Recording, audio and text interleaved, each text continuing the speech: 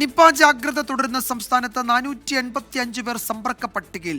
Nipah സ്ഥിരീകരിച്ച രോഗി Kozhikode medical കോളേജിൽ ICUവിൽ ചികിത്സയിൽ തുടരുകയാണ്. 26 പേർ ഹൈ റിസ്ക് കാറ്റഗറിയിൽ നിരീക്ഷണത്തിലാണിപ്പോഴും. സംസ്ഥാനത്തെ 5 ജില്ലകളിലായി 485 പേരാണ് നിപ സമ്പർക്ക പട്ടികയിലുള്ളത്.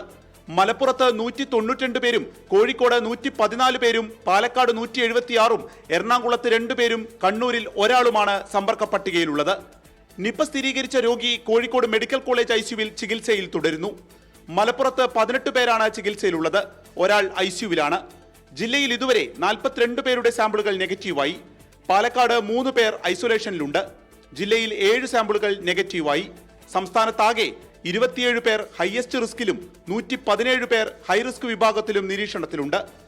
വൈറസിന്റെ ഉറവിടം കണ്ടെത്തുന്നതിന്റെ ഭാഗമായി മലപ്പുറത്ത് നിപ ബാധിച്ചു മരിച്ച 18-കാരിയുടെ വീടിന്റെ 2 കിലോമീറ്റർ ചുറ്റളവിലുള്ള വളർത്തുമൃഗങ്ങളുടെ സാമ്പിൾ പരിശോധനയ്ക്കെടുത്തു.